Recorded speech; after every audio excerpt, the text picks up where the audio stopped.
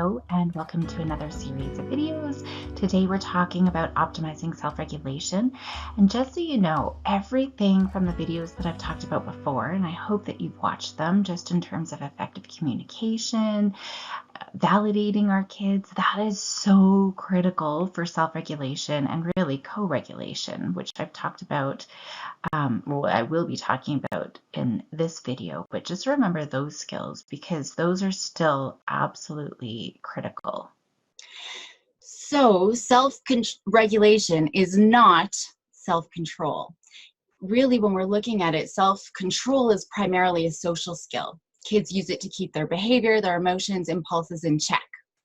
Self-regulation is so much more than that.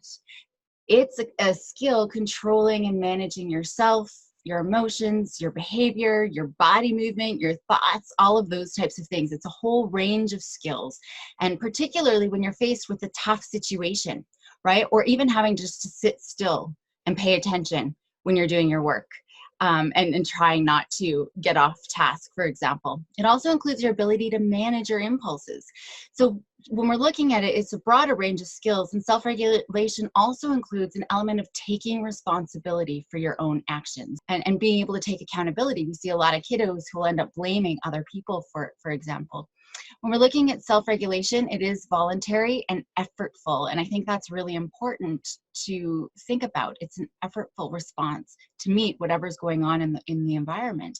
So when we're looking at self-regulation, again, that ability to process and control all of the different feelings and thoughts and behaviors and impulses that are going on for us. So when we're looking at how it works, self-regulation, we can think of it like a thermostat. A thermostat, we usually set it at a specific temperature and it kicks in or it turns off to keep that temperature maintained in a room. It's kind of that set point. So to do that, it needs to keep track of the temperature changes that are happening in the environment. It's comparing it to the set point. Am I at where I need to be? And then just knowing whether to heat or to cool the room to get back to the desired temperature, what the expectation is. So kids also sort of have this set point where they can manage their emotions and their behaviors. When we stay at that set point, we still need to be aware, even if we're functioning optimally, we need to be aware of the changes in the environment and how we're feeling and how we're behaving, and then adjusting back. If we're starting to get a little bit of elevating, kind of cooling off. And if we're cooling off, how do we warm up? The foundation of self-regulation is really the emotional and cognitive regulation.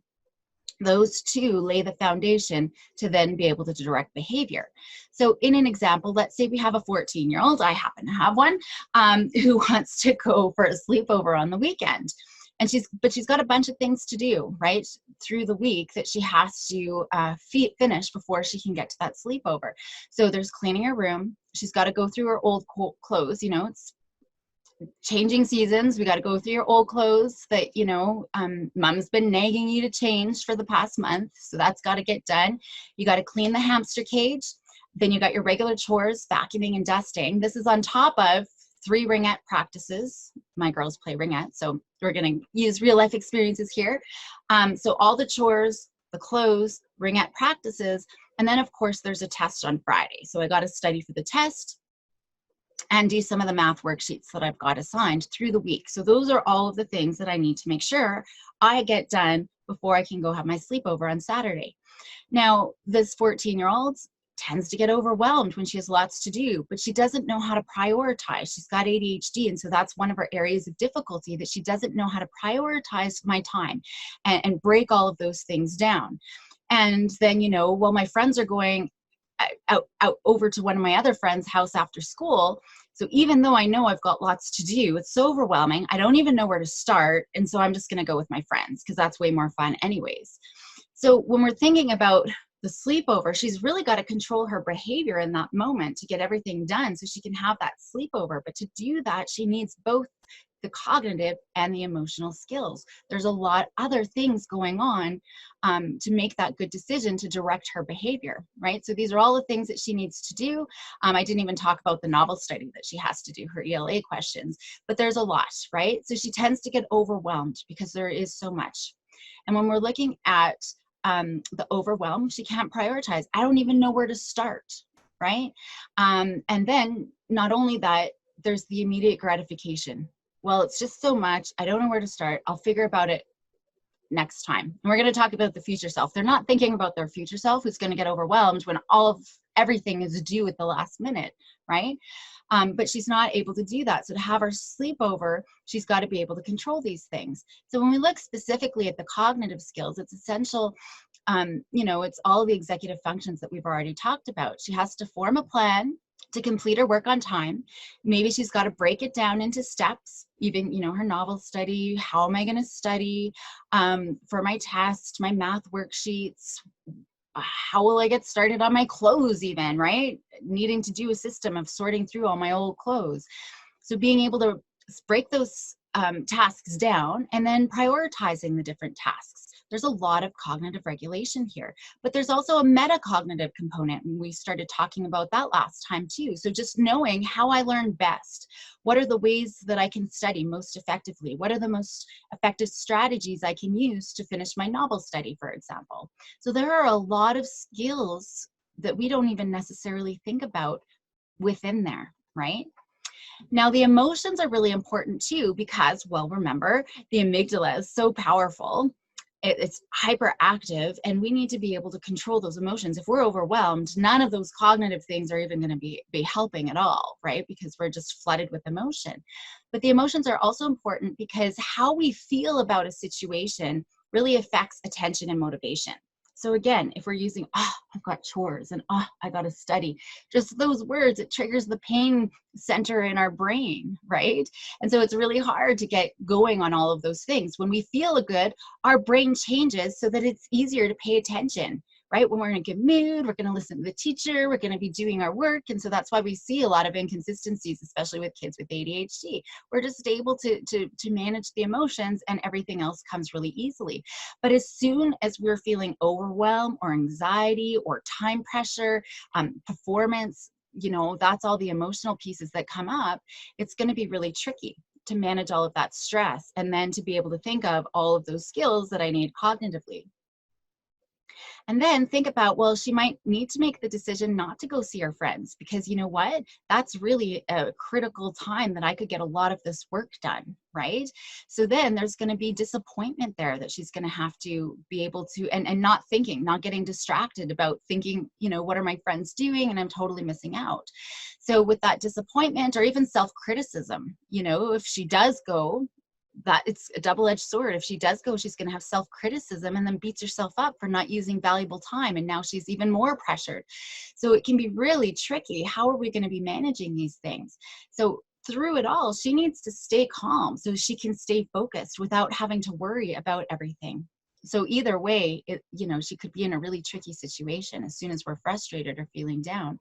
So again, that emotion piece, being able to manage those stressful feelings, being able to execute all of those cognitive skills, that lays the foundation to what actually she's able to do. So I like this idea of the self-regulation pyramid. We start at the bottom and making sure each of these, just like Maslow's hierarchy, right? We got to make sure the needs at the bottom are met before we can expect anything to happen in self-actualization to happen at the beginning. So the individual factors, the child factors are at the top, they come last. Now, if we were to consider Cinderella's story, what part of that triangle, if we look at how she became the princess, when we're looking at the self-regulation pyramid, where would she be? It's not her individual success. She's not the one who got herself to the palace, right? We depend on others for success, which is why so many self-help books don't work. I mean, it's $1 billion industry, but it doesn't work because it's so do-it-yourself. You have to self-rely, right? It's a personal endeavor. So sometimes it can be helpful for certain people, but really striving for personal transformation, it doesn't make us better if we don't have the support and care around us, right? We really need to look at that piece. Who are the relationships? So even when we look, going back to Cinderella, think of all the people that were involved. It wasn't just the fairy godmother. Yes, she had the magic, but she also needed her mice friend, right? She also needed the dog. She needed lizards. She needed the pumpkin. There were lots of other things that she needed to have happen to fall into place before she could actually go and meet the prince. And then the Duke was able to help later on as well. So when we're looking at what are the keys for success, you know, it's the social connections. And that's a huge piece in helping them to cope effectively. That's going to be really important. So it's through the positive relationships to support self-regulation and emotion regulation. And so we must be ready as the adults in our children's lives to change our own behavior first, right? And have positive interactions and positive attention. And this is not new. We all have known this.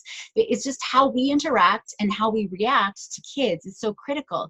And especially if we're having problems managing behaviors, we got to change what we're doing first before we can do anything for our kiddos, right?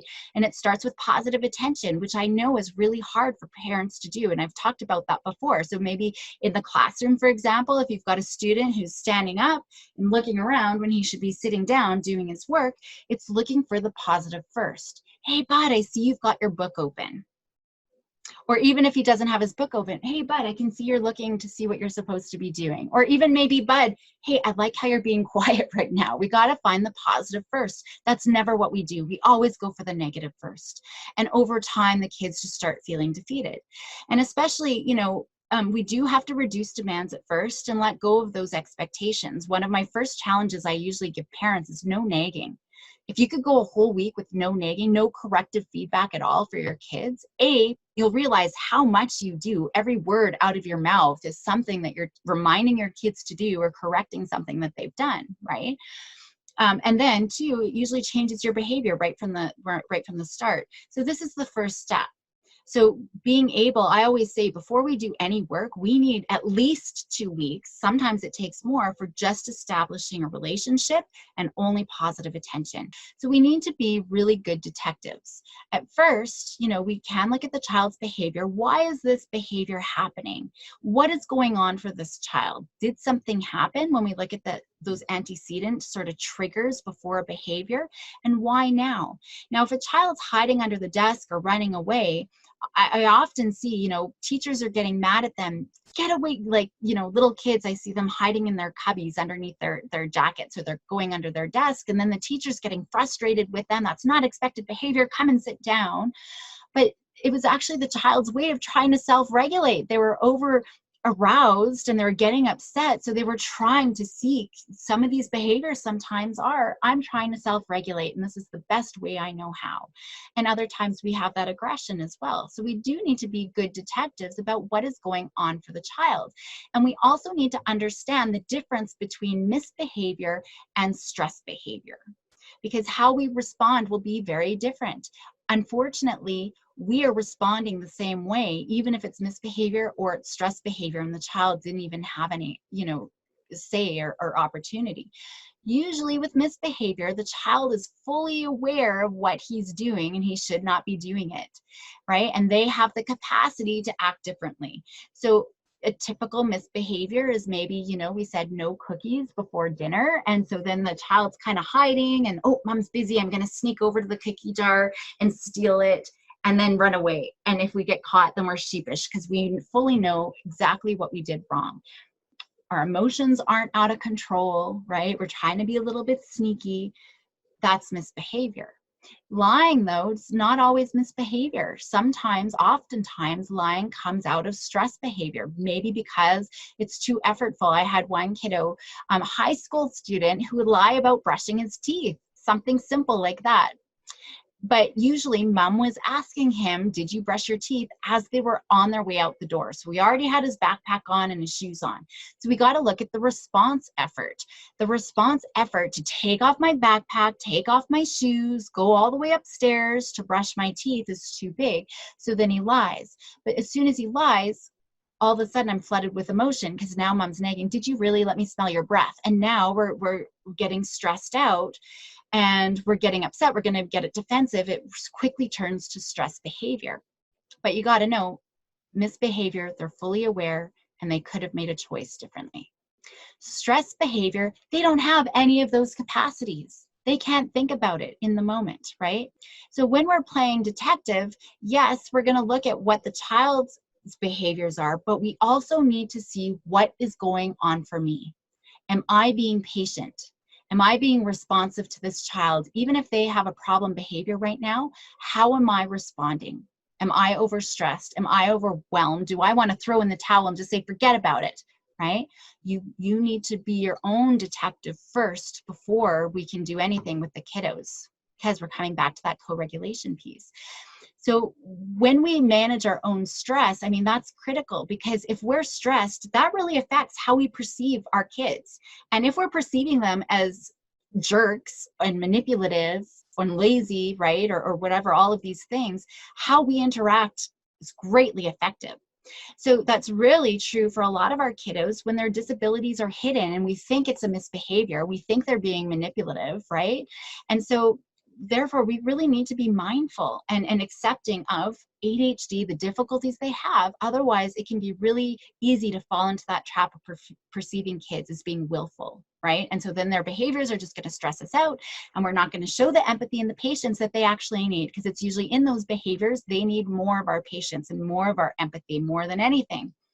And then it's just going to stress them out. And then we just get into this vicious cycle, right? Where we're all having troubles regulating our stress, and it's just leading to behaviors, and now our stress, and now we're going to perceive them as bad, and all of these things. It just goes on. And I think that's why so many parents have a hard time when I don't lay that proper foundation of the importance of co-regulation, because they just think, well, he's just being a jerk. Look at how much I've given and given and given and given just to be walked on, and I don't want to be a doormat anymore. There's still that disconnect. Again, when we think of that amygdala, when they're stressed, we get stressed, we have this emotion contagion where we're just stressing each other out even more. So we need to look at our responses. That's an important part of the environment and setting up a successful environment for our kiddos. So even giving commands, if we're commanding our kids, or directing them, right? That's going to contribute to their stress. We need to get them thinking, right? So make sure you do your dishes. Don't forget, did you brush your teeth, right? Instead, we can look at those metacognitive skills that I talked about last time, asking them questions. Okay, so what's next? What else do you need, right? What's your plan for today? Very different than demanding them, trying to remind them, lecturing and nagging. So really, at the end of the day, how you respond makes all the difference. When we're looking at parental emotion-related behaviors, they really do play a huge role in child's development, and especially emotional competence and regulation. When we look at the research, they divide various emotion-related behaviors, so as discussing emotions, responding to children's emotional displays, into two broad categories: supportive and unsupportive. So the supportive side, that's where parental emotion-related behaviors create a comfortable environment for our kids. It supports them, it validates them, and it helps parents understand the child's emotional experience, right? And so then we have more adaptive outcomes for our kiddos, especially in terms of self-regulation, emotion regulation. And these parents, the supportive, in the supportive condition, they can also regulate their own emotions really effectively. So that's really important. Conversely, on the unsupportive side, right, they're more they criticize more, they minimize their kids, or they punish their kids, and they don't really understand their child's emotional experiences, right? That's all linked to child emotion dysregulation. Or, I've got a teenager right now who, her mom is an immigrant to Canada and had really huge traumatic childhood experiences. So whenever her daughter comes and talks about her own feelings and the difficulties that she's having, mom is completely invalidating her daughter and just saying, well, you've got it lucky because look at everything that I had to deal with when I was a kid, and really minimizing her daughter. And so her daughter has huge emotion regulation difficulties now, even though she's a teenager. So a lot of studies, they're looking at parents of ADHD specifically usually have different reappraisal systems. And so when they can reappraise a child's behavior, realizing, okay, my child is having executive functioning difficulties, it's really hard for them to control their emotions, they're usually better at being able to regulate their own negative emotion arousal, right? And then they're able to react to their kids more effectively, versus, you know, parents who don't really, like, they just think that their kids are bad. They don't really understand ADHD and all the executive functioning difficulties and the prerequisites that are needed for emotion regulation and self-regulation, and then they're not responding very helpfully.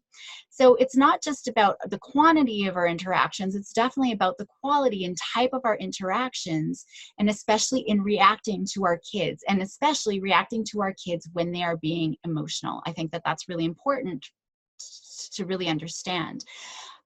So when we're looking at any intervention, we need to look at parents' ability to self-regulate and regulate their emotions as well. That's going to be really important, right? Building their capacities. And it could be difficulty for them as well if they have ADHD, which often happens. So we need to be able to make sure, and I know it's hard because I work with parents all the time, you know, you got to put your face mask on first. If you're in an airplane, you got to put your mask on so you can breathe. Otherwise, you're going to pass out and die and not be able to help your kids, right? To put on their mask. We talk about that all the time, and parents usually say that. But then they're like, you know what? I'll be less stressed if you can just fix my kid. So it can be really challenging, but we need to get parents buy-in as well. So that's going to be really important. And same thing for teachers. We need to make sure that teachers are strong and able to regulate their own emotions so they're not yelling at their class. Because yelling, even if they're yelling at another child, or a whole class, I see this all the time, where the whole class is punished for a few kids who are acting out. Okay, that's it, we're not going to watch the movie or whatever else is happening. That stresses all the kids out, not just the children who are being yelled at. So adults, the co-regulation and controlling their own emotion, not passing their stress on to kids, is so important. And hopefully you've got that message. I cannot stress it anymore, because truthfully, if we're not doing that for our kids, it doesn't matter what else we implement. Nothing else is going to work if we don't have that relationship, and if we can't be that board for them, the sounding board. So again, that stress equals danger. It's going to set off those alarms. It's going to send out the chemicals into the brain, and they're not able to react the way we want them to. So we have to think about how we're going to create safe environments for our kiddos. Yelling is not helpful. I love this graph. This is looking at optimal functioning through co-regulation. Co-regulation helps fill, so if we look at the top here, I'm going to see if I can draw on here. Sometimes it's easier. So if we look at, so up here, essentially, this top line, I guess the line is down here a little bit more. That's our bucket. If we look at the bucket, right, we need to keep a full bucket as much as possible. So down here, when kids are infants and toddlers, obviously they can't do a lot of regulation themselves. So they're crying. They do eventually learn to self-soothe starting at 2 months, and they can look away, and they're doing a lot of sucking. So there's a little bit of capacity there, but the parents need to fill in the rest. Now, as they get older, they're building their capacity. You see that there's a little dip, and actually, I think adolescence, you know, it goes like this, but I think it probably actually goes like this, that we need to remember, and then eventually increases again. But they still, as you can see, even as they go into adolescence, there's still that gap there. We need to fill the rest of that up so they can come up to a certain point. Now, kiddos with ADHD, their trajectory is going to be even lower, right? And I think it's probably going to look like that. As they go even into young adulthood, they're still going to need help. We need to fill that gap. That's going to be really, really important. And I think this visual really helps parents realize, right, our kids only have half a bucket. ADHD, it's even less to be able to control. And if they've had a bad day at school, or if we've rushed them in the morning, or we've contributed to all this stress, it's going to be even lower, their capacity, because like I said, their resources are depleted. So usually using something like that can be really helpful for parents. Now, there are key times for intervention, especially, you know, when we go into the preschool, but definitely in those teenage years, which I've talked about. That's a key time for intervention. It's going to be really important. If it's not filled, if we're not able to co-regulate and fill the rest of the way, then we see all of the emotional, cognitive, behavioral difficulties that our kiddos have. So I think that that's really important. So one of the ways, you know, if we use these mirror neurons, the brain can't tell the difference. There's research, this is one of my favorite things. I always wanted to be a primatologist or anthropologist. I loved monkeys. I thought I'd be the next Diane Fossey. So this research always fascinates me, but they were looking at, researchers were in the lab and they had electrodes, you know, hooked up to the brain, monkeys' brains, just to see which parts of the brain lit up when they did different activities. And one day, one of the researchers was working overtime, right? Didn't have a lot of time, so brought his lunch into the lab with the monkeys who were still hooked up. And he started eating. And he noticed as he was eating, the monkey was watching him, and the part of the brain lit up as though the monkey himself was eating. And so that's where we have monkey see, monkey do. But that part of the brain lit up, even though the monkey wasn't actually eating, he was watching somebody else eat, right? So when we show confidence, we can feel confidence. When we're showing anger, we're going to feel anger on the other side. So it's not just the words, it's our facial expressions, right? It's our hand gestures. All of these things have a good impact. So even if we're really, you know, we're trying, okay, you know, just put it together, and we're trying to hold things together, but, you know, our body language is tense, you know, we're not showing, maybe the words that aren't matching, those body signals are just as important. So even if we're, you know, we've got a kiddo who's climbing a tree and you're like, oh, be careful, right? We're not showing confidence. They're more likely to make a mistake and slip and fall. And I had that happen with my daughter when she was learning to climb the stairs. I hadn't realized how far up she went. And I was like, oh, that's all I did. And she turned around, what? And then fell. Had I not said anything, she would have happily motored up the stairs and never turned around and reacted to me. So that's going to be really important, looking at how we can be helpful for our kiddos.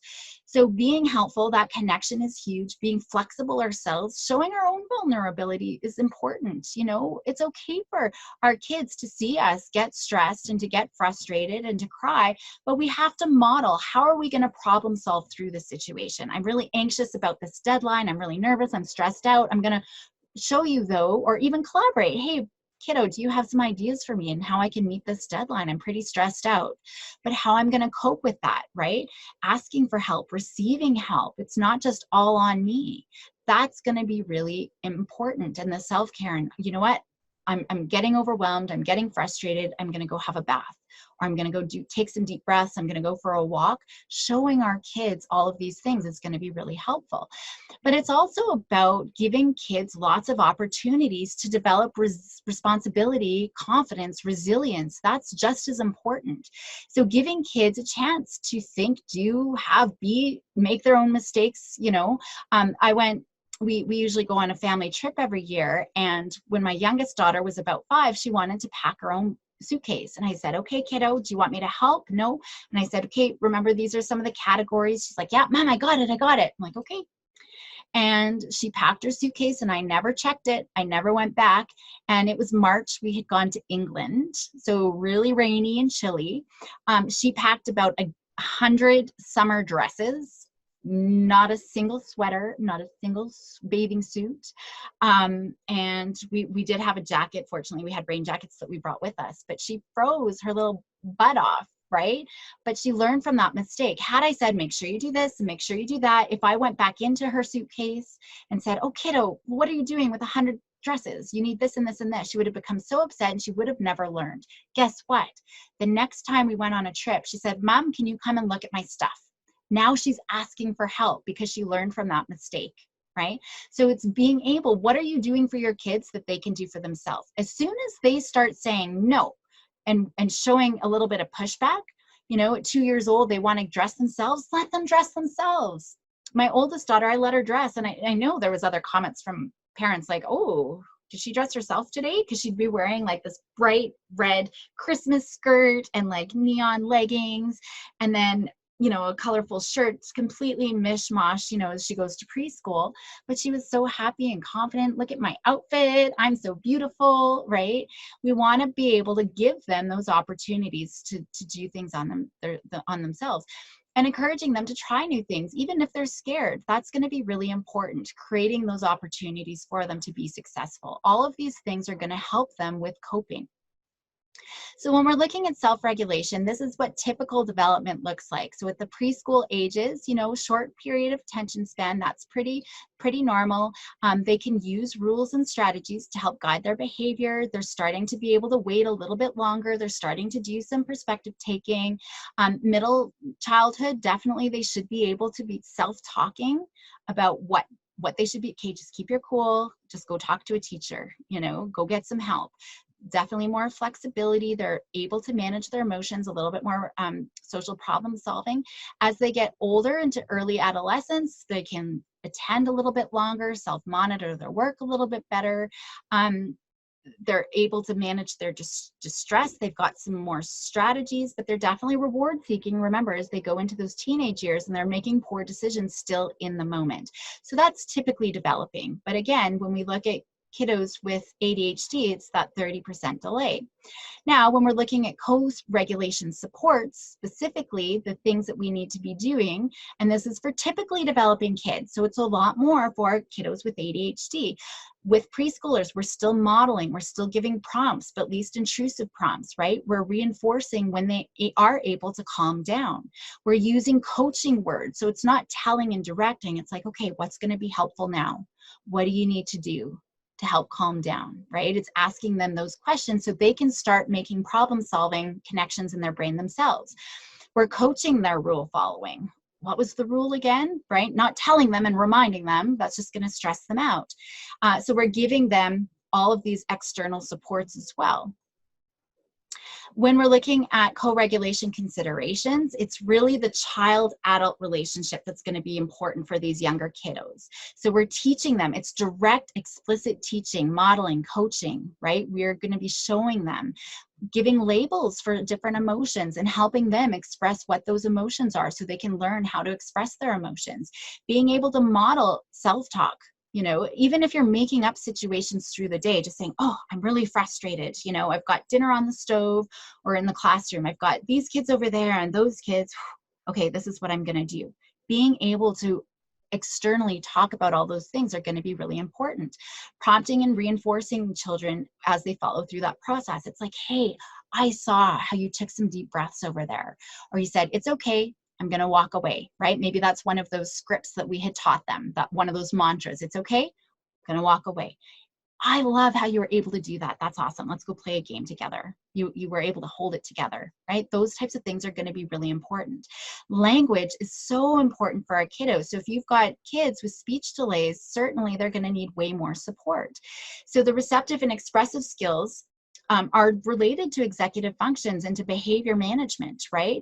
Parental verbal skills are also predictive of impulse control. So if you're working with a family, for example, and the parents aren't great communicating, right? They don't have a lot strong expressive skills. They can't really express their emotions when they're upset, or, if they come to you upset about something and they can't really create a coherent story, that's going to tell you a lot about their impulse control and anger management and stress management as well, right? Because they're probably not able to model those things for their children.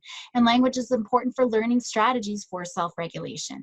So being able to explain the rules, talking through the problems, learning the rationale for behaviors in the first place. Why is it that we can't run through the hallways?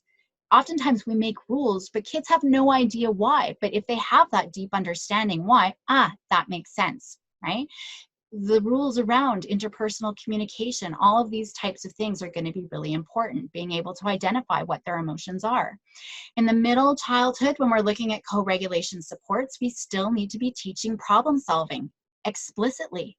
We still need to model conflict resolution and giving them time and space to manage their emotions. If something happens, we're not scolding them and lecturing them in the moment, or what's wrong, what's going on, why are you upset?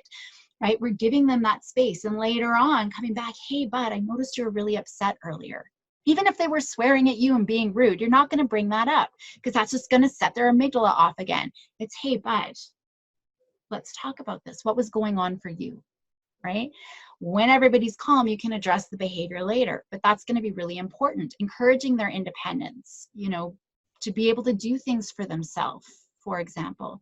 When we're looking at the co-regulation considerations, there's not a lot of growth in middle childhood, but it's still an important time for skill development, especially when there's lagging skills. We want to make sure that we're building up the skills that they do have. So when they go into those tumultuous teenage years, right, they've got some strategies and skills under their belts. The internal speech is starting to develop more and more and more. That's going to be really important. And again, with ADHD, we want to be supporting that because that internal self-talk doesn't always happen. So being able to recognize how we're feeling and the thoughts that are going on for us, and just increased awareness of, are we on task? Am I being flexible? All of these sorts of things that are really hard for our kiddos with ADHD. So they need to be explicitly taught and explicitly put into opportunities to practice those skills. So just like I was talking about the impulse control last time with the little girl who couldn't stop tripping other kids, we had to do lots of structured teaching practices.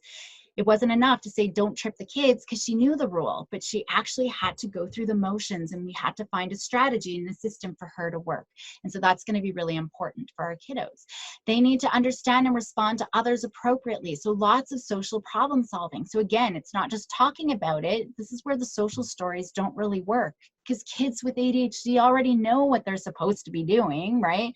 They know what's expected and unexpected behaviors. It's just in the heat of the moment. Am I able to do those things? And so it's about creating the opportunities for them to practice those skills. And we'll be going through that. And then self-regulation is becoming a little bit more independent. Co-regulation is still really important, right? Especially when they're really feeling big emotions, it's going to be really important. But we're starting to give them, with littler frustrations, a little bit more space and time to manage and to cope, which is going to be really important. When we're going into those tween years, those early adolescent years, we still need to monitor their work, but in a coaching way, not standing over them, stressing them out like the mouse in the cage with the cat, right? We're working together. We're a coach. We're collaborating together to see what's going to, you know, how is math going? How can I help? What's getting in the way, right? Coaching healthy stress management. So again, modeling our own stuff, but also being able to coach. I can see you're really stressed out right now, or starting to get stressed, which is even better. How can I help? What can we do? Right? Encouraging a little bit more decision making, especially when they're less emotional. Now, my daughter is in this kind of area, the upper end into teenage years. And so decision making can be really overwhelming for kiddos with ADHD, especially if they've had problems in the past and they can never make the right decision.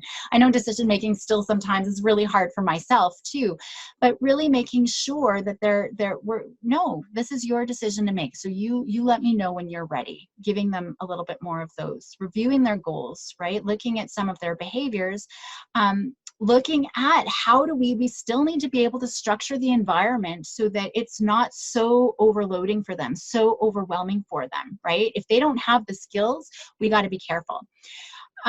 Some considerations with co-regulation, they're definitely more reactive to stress than younger kids and adults. And so that's why we see way more swings in their mood. And so there's a lot more sensation seeking. We might start seeing cutting, right, within this age because they're looking for more sensation seeking.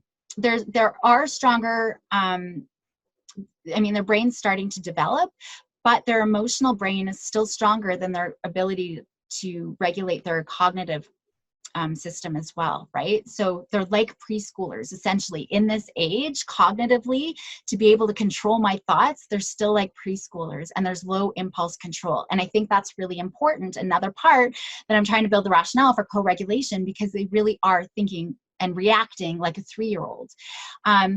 We really want to minimize any avoidance behavior, and we are starting to see some of that avoidance behavior maybe go down, but they're starting to, experiment and seek out novelty.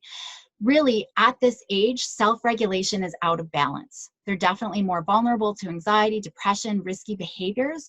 And so that's why our involvement and our monitoring is going to be really important to help ensure that they're not exposed to risk, but that we're also supporting all of their skills. That's going to be really important because they are so vulnerable at this age. So again, remember the spoon theory. Every time a child has to use their executive functions, have to control their emotions, stay cool, remember things, it's draining their resource pool.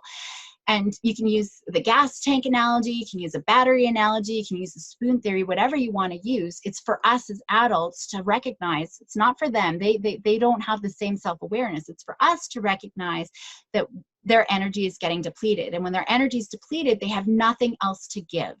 And they're going to do anything for an adrenaline rush. And sometimes we might see those cutting behaviors, or sometimes we might see really risky behaviors. What were you thinking? They might start experimenting with alcohol or marijuana, right? So when stress exceeds their tolerable limits, you know, if they only have a quarter of a tank of resources left, but the situation calls for, you know, a full tank or half a tank, we're not buffering the situation enough. We're not helping our kids, supporting if they don't have the requisite skills, the self-regulation. It can have toxic effects long-term, which is going to be really important. So we need to remember that they do need help.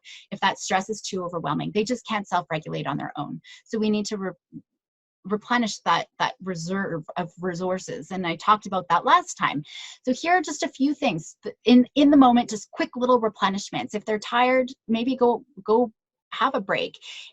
If we're hungry, then we need to be able to solve that too. Have a glucose-rich drink, have some apple juice, right? These are just quick little replenishments. It's not a long-term, you know, there's no quick fixes for anything, but just in the moment. Routine exercise, I've already talked about, that can be really helpful. That really supports our self-regulation. Being able to go relax, visualizing rewards as they're working, self-talking through tasks, but practice is going to be really important. Self-care, our tending to ourselves is huge. I always talk about that with parents and with teachers, and just appreciating, you know, we get stressed out too, and just being able to forgive ourselves and our students and the kids that we work with. But learning to self-regulate and cope is still important. So it's not just all about us, right? And I've talked a lot, and I've spent most of our time talking about the importance of self-regulation, but let's now get to those individual factors. Remember, I left these for last, because if those other pieces, if we don't have connections, if we don't have a safe environment, if we're not helping co-regulate, we can't expect our kids to regulate on themselves, right? So that's going to be really important. So there's lots of different things that we could be doing. I'm going to go into from co-regulation to self-regulation, recognizing stress. So again, we're playing detective. Things might be really subtle, but we need to have them start turning off that alarm. And sometimes we are helping reduce some of those stressors until they have the skills to manage. So we need to help them build those skills, because reality is they're going to have stressors. We can't eliminate every stressor. They need to learn how to cope themselves. So identifying those things, and especially the positive, even if it's they're over-regulated with really excited, happy, joyful experiences, that can make it hard to self-regulate. Bringing them back to calm and teaching them the skills to be independent. So when we're looking at developing self-regulation, again, the environment and all of those types of things, but it's teaching. It comes down to teaching and experience, just like at last time. And explicit teaching as well, because oftentimes, especially our kiddos with ADHD, are unaware that they're off of task. Right? So when we're teaching them, we need to evaluate their task understanding. Do they actually understand what it is that they have to do? So teaching them to identify whatever expectations are, defining the steps, strategies, self-assessing those outcomes. We need kids to be active interpreters of information and meaning make. And it could be within a social situation, it could be within a task that they're doing. All of those types of things can be really important.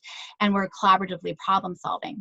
Now, again, the key considerations, self-awareness is going to be really important, and that empowerment. We need to show them that they can change their brain. We need to show them how their brain works and that they can make it more powerful. So it's explicitly teaching them about the brain and talking about how we can change with effort and motivation. Practice makes perfect. And we can use different areas. Maybe it's a video game that they've mastered, or learning to ride their bike, past successes to show, you know, you have been able to build your brain, right? So when we're looking at the meaning making, it's raising our awareness and teaching those skills of our behavior, of our attention, right? We're going to be doing a lot of scaffolding to help support them to show that they can change over time. So it's going to be ongoing coaching and support to build complex skills. So when the less directed kiddos are, they need more intensive intervention, more hands-on, more concrete representations, and sort of step-by-step support. So we need to look at what's the severity of their difficulties. Now, when we're meaning make, right, when we want them to self-evaluate their behavior, it can be really difficult. We can offer feedback. You know, oftentimes we'll do these external check-ins, but I find it's usually us telling them, and again, they may or may not take that up, and so they're not actually developing any awareness. They're just developing the awareness that we really suck because we're nagging them all the time. Right? So those are kind of old ways that don't always work, because they're just feeling like you're always over top of me, you're always looking at my behaviors, and they're not actually learning anything. But what we could do is use their experience to scale situations. Now, I started this from a bump scale, working with a kiddo who was really sensitive to anything that happened to him. So for example, one day someone accidentally bumped him in the hallway, just a little brush, and it wasn't even like a big jarring, it was just a little brush, and he lost his mind, right, swearing and yelling at this other kid, and the other kid's like, I'm so sorry, like I have no idea what just happened. And a teacher had happened to be there and saw, no, like there was just not a lot of room in the hallway, and he kind of got bumped. And so we created this bump scale, right, looking at how do we know. It's being able to interpret. So this little guy interpreted the other kid was bullying him, right? And that's why he lashed out. So looking at the bump scale, we looked, okay, if it's a brush, you know, this is where it's at on the scale. If it's a poke, if it's an elbow, right? And if they're looking, and we had a lot more different variables. If he's looking at you or pushing you and calling you a name, if he actually does hit you or punch you, right? And then we created strategies. Now you go to a teacher, right? And he actually had it on him, and then we would go and practice. We never practiced another child punching him, for example, but we'd have another kid come and squeeze his arm, right? Or these were things that he noticed other kids would be doing, or we'd have another kid come and lean on him. So we would do it on purpose, and he would have to use his scale. Oh yeah, these are the things I could go do. So that we started creating, again, that automaticity. The more we can make it automatic, because right now his automatic response is, rah, right? Scream and hit and destroy and throw books. But we practiced and practiced and practiced to the point that he didn't even need that cue card really anymore. To be able to say, this is what I do. Now, again, we couldn't practice all the way to punching, but we would try to get, you know, a big in his face sort of thing, and him practicing staying cool and that he could actually do it. And it wasn't always structured. We started really structured. Okay, so a kiddo's going to come up to you and lean on you. What are you going to do? So we would talk about it like that. But then over time, it would be like, okay, sometime this morning, a kiddo's going to lean on you. What are you going to do? So that it became more and more unexpected and unpredictable, so that he still had to. Having a difficulty scale, you know, for those kiddos who don't persevere, make a prediction. How easy or hard do you think it's going to be, right? And then saying, what can I do? What part is it all of it's going to be hard, or are there parts? No, I can write my name. That's super easy, right? So breaking it into parts. What can I do already to help me? What can I do to bring this down to a 7 or 8? So asking about the difficulty of the task at the beginning, breaking it down into parts, looking at where I can ask for help. What are some of the things that I can do on my own, right? And then afterwards asking, what was it like on that easy to hard scale, 1 to 10. I love scaling questions, right? So being able to do that. Maybe a hate it versus, you know, love it, a want to scale. I don't want to do the dishes. Okay, so on a scale, 10 is it's awesome. I want to do it every day of my life. 1 is I hate it and just want to throw all the dishes across the room. I never want to see a plate again, right? Okay, it's at a 3. So what makes it a 3 and not a 1? So it's not absolutely terrible. And sometimes then we will even, you know, looking at picking up poo to doing laundry, we can create those kind of scales too. So it's not as bad as, you know, picking up poo. What makes it a little bit better, right? What can we do to bring it up to a 4 or 7 or an 8? Well, maybe we can put on music. Maybe you could be there too, making dinner as I put away the dishes, right? Sometimes it's just creating little tweaks to the environment that can be really helpful. So being able to walk through that. Fair and equal is usually a big, trigger for a lot of kids. So talking about fair does not mean equal, right? Equality versus equity. So the equality piece, what is fair, means for us all to be able to see the board. That's fair for every student to be able to see the board. It might not be equal though. I have to wear glasses. For me to be able to see the board, it's not equal. I get to wear cool glasses, right? So that I can have those same sort of benefits for learning, right? So being able to talk about those things. Dad might get a bigger piece of chocolate cake because his tummy is bigger. He doesn't necessarily need it, but we can look at all of these things. This is what is fair in teaching them. When things seem unfair, oops, sorry about that.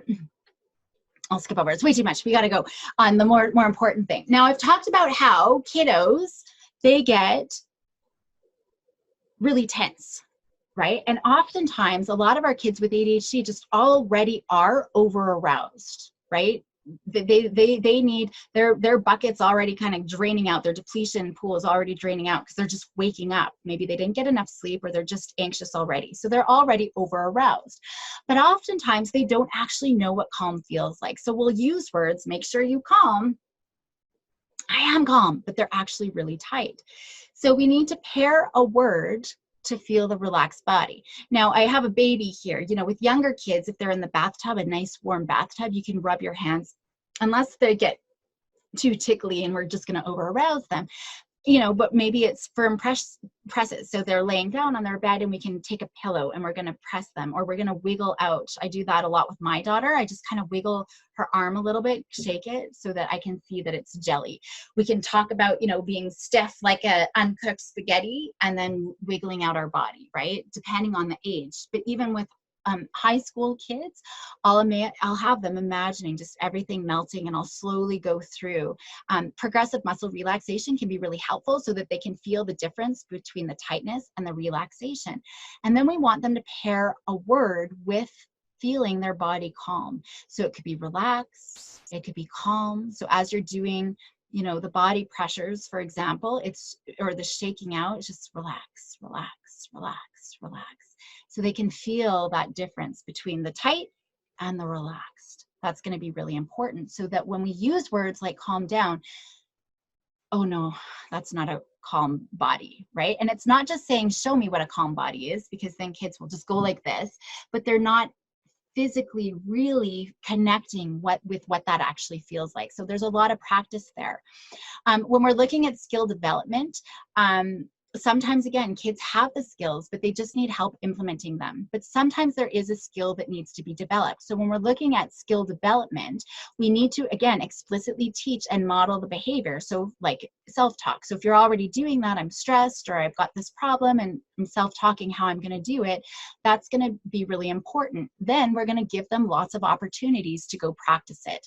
So for example, you don't like it when somebody cheats and you lose your mind. If you think somebody's cheating, even if they're not cheating, so we're going to go practice. These are the things that you could say to yourself. These are the things that you can go do to keep your cool. Let's go practice. And bud, just so you know, I'm totally going to cheat all the way through this game. And what's your job? What are you going to do? And he rattles these things off, and then we're going to go practice. And it's practice, practice, practice, practice, practice. Because we can talk for 10,000 hours about what they need to do. And oftentimes they already know, right? And that's why social stories by themselves don't work. We need to now give them lots of opportunities to practice. So it's just like swimming. I wouldn't expect us to be able to talk 10,000 hours about how to swim and then expect a child to go jump into the deep end. We need to still put on their life jacket. They need to wade in the shallow end, right? They're going to be building the skills before they can jump off. So that's why we're creating those opportunities. I will literally have brothers, who know each other. I'll say, Kate, your brother's going to come and kick over your Lego, and your job is to stay cool. And then we'll have the brother, and it's so funny when I do this, the brother's like, oh, I can't do that, that's so mean. And I'm like, you do it every second of your life. Why all of a sudden is it mean? So oftentimes we have to modify things because the siblings all of a sudden grow conscious, and they're like, that's so mean, I can't do it. It's quite hilarious, but it's being able to put our kids into those situations on purpose. But we need to get their buy-in. right? Just saying your brother's going to come do this. No, that's not fair. That's not cool. I'm not going to work on it. They're just going to freak out. Now they're going to hate us. So I think getting their buy-in is going to be really important. Yes, I do want to work on this because I don't want to be a spaz in front of my friends anymore, right? And so maybe we're collaborating. Well, I don't want him to kick over my big Harry Potter castle. That's not fair, but I'll make a little one over here. Okay, that's fine, but we'll eventually work on to bigger things.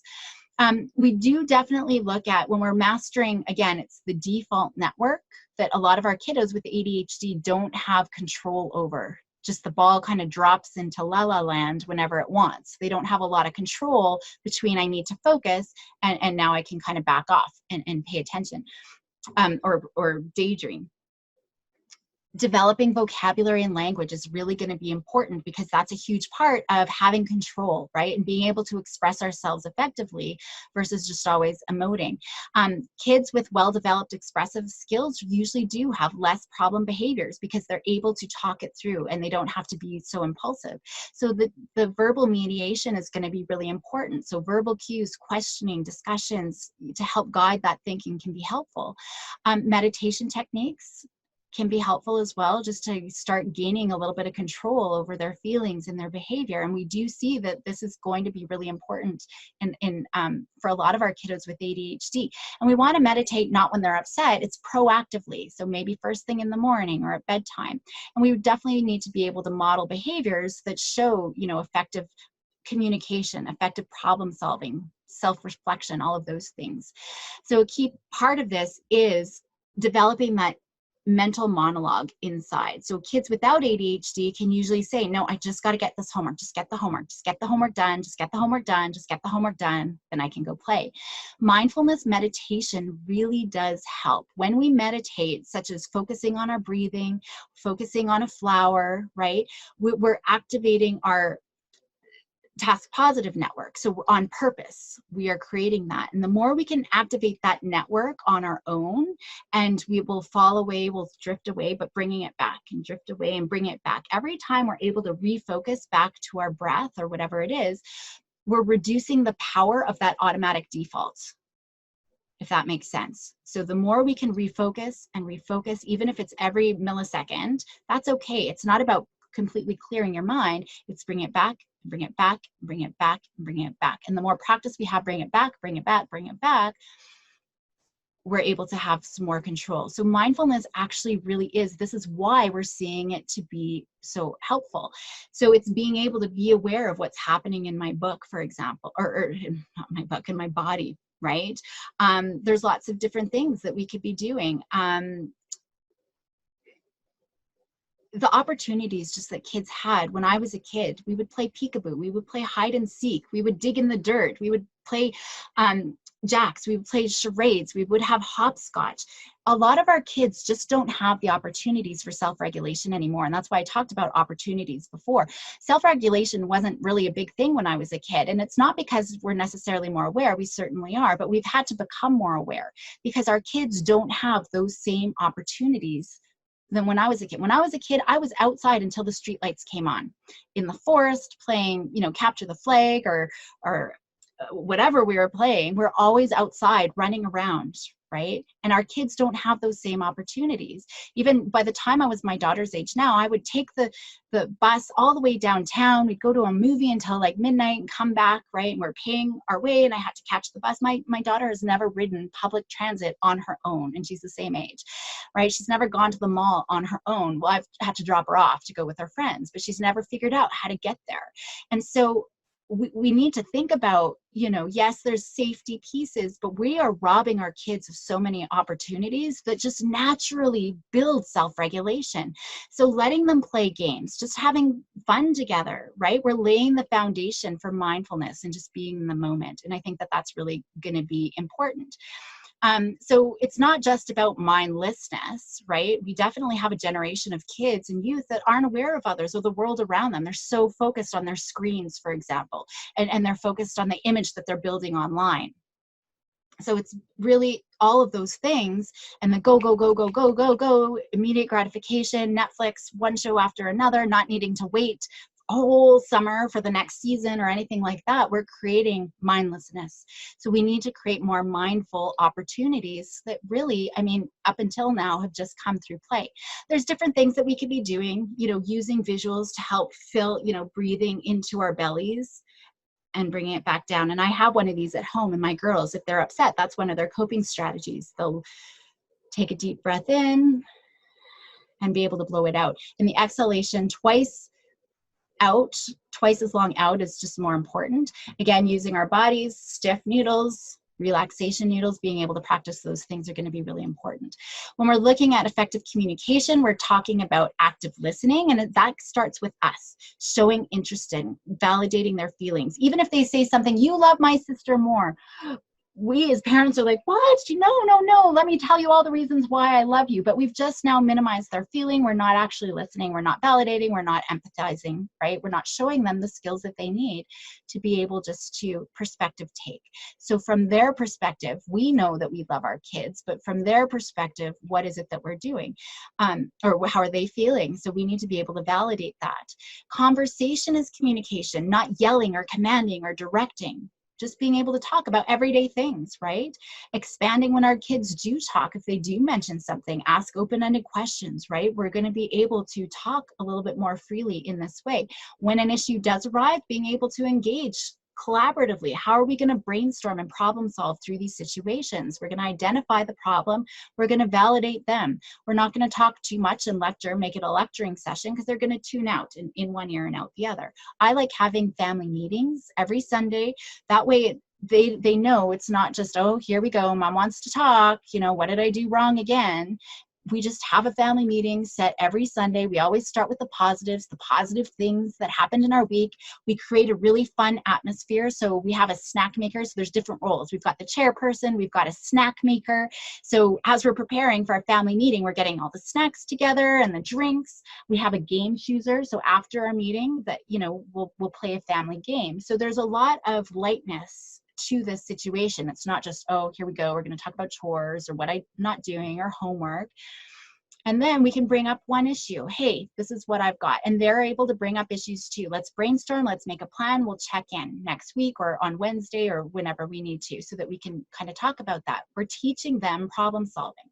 Being able to express our feelings is going to be really important to help reduce behaviors. And from a very young age, as soon as my girls started talking, I told them, I don't understand the language of whine, right? I want to talk to you. I can see that you're upset. When you're ready to come back and talk, knowing that they're flooded with emotion, I'm ready to talk. Oh, I know there's no point in talking when they're upset, right?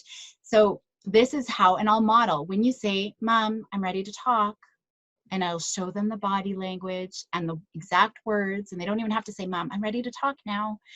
In the calm voice. I've taught them that from a very young age. Then I know you're calm enough to be able to talk. And I've been reinforced. Thank you for telling me. I understand exactly what you're saying now, right?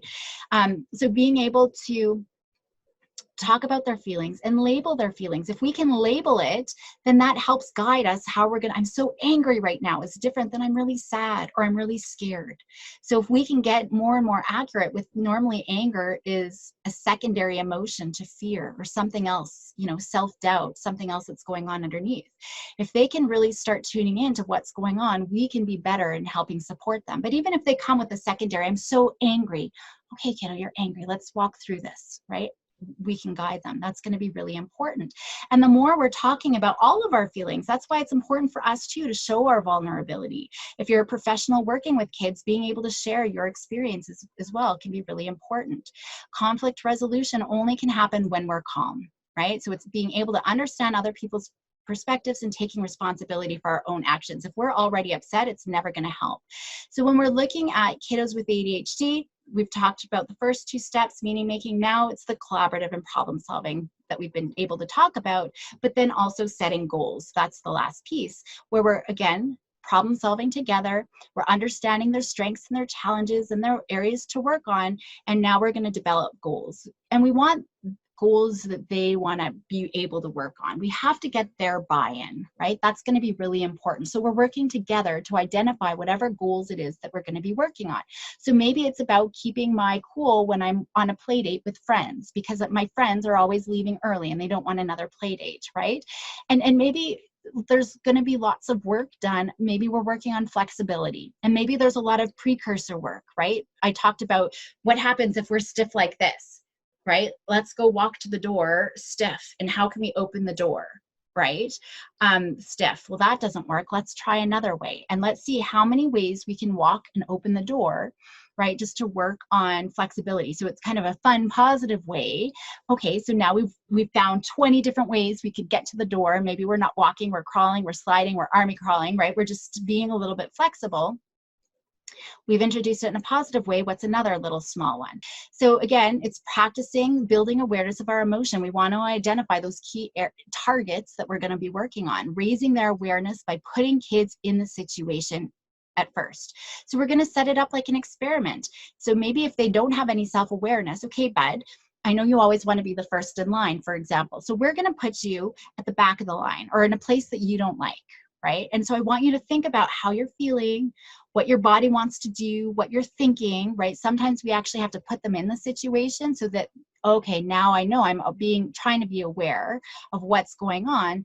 And these are maybe some strategies that I can work on. So more and more, we want to build some of that self-monitoring. We're going to anticipate some of the problem situations with them. They're going to say, this is when I'm going to get angry again. This is when I'm going to, my amygdala, my trickster amygdala brain is going to cause problems again. And this is what I'm going to do, right? So having scripts, this is what I could say. This is what I can do with my body. This is who I could go talk to if I need to. And then we're going to put them in those situations, losing a game, being the last in line, not getting a prize. Everybody else gets a prize except for you. The iPad isn't going to be available for you. We're going to set those up. I love having predictors, especially when they're like, no, it's going to be too hard. What does your predictometer say? Okay, my daughter actually had to go talk with her coach. There's a huge coaching, lots of problems with her coaching team. And as a parent, we could see it. We could see the problems and the girls crying on the bench and the coach is yelling and all of these sorts of things. But us just walk in, they're old enough. They need to be able to, they're accountable to those people more than we are. So we can't always be jumping in and fixing. And my daughter was so upset. And she's like, I can't talk. And we talked about her predictometer. And she's like, it's going to be awful. Like, I'm going to feel like I have to vomit all over my coach having to talk to him. And then she went and she's like, okay, but this is what I'm going to do. We talked about different coping strategies. And then afterwards, she said, okay, this is what actually really happened. So now she has learned from that experience. I think it's going to suck going in, but it actually turned out being really good. And she ended up being assigned the captain because she showed so much responsibility to kind of come forth. So looking at what is my predictor meter saying so that they're learning, my thoughts can't be really trustworthy because they're going to set things up really negatively, for example. So it's important when we're looking at the motivation piece. We know motivation is, a limited resource, but kids need to know their goal and why they're working on it, and recognizing when my behavior is not on track to meet that goal. Now, of course, there's other considerations. Sleep, as always, is key. Healthy diet is always important. Having appropriate leisure activities as well. We need to have stress relief. There's not enough kiddos. I mean, I had collections were huge, or we played marbles and I had big bags of marbles when I was a kid. That was a huge thing. I find more and more kids don't have a lot of time outside. They don't have a lot of creative pursuits. All of those things are still important parts of self-regulation, and they're good little areas to release. And I can't talk enough about the importance of exercise. So fast and furious sort of run through the self-regulation and emotion regulation. We are able to co-regulate and model all of those regulation skills that are important that we're expecting our kiddos to have, and also starting to teach them those skills. But it's not just about the skill development. Because they have those skills, we need to put them in the situations. If they freak out at recess playing soccer, that's where we're going to go, and we're going to go practice things, right? We're going to purposely have kids, grab the ball and run with it, right? Which you're not supposed to do in soccer, but letting kids know. And once they start building those skills and being more successful, we'll start making it a little bit more unpredictable, but they still have to keep their cool. That's really what it comes down to. The safe environment, our relationship with their kids, our ability to meet them where their regulation skills are, and then giving them opportunities to practice. So thank you for joining me once again, and I will see you next time.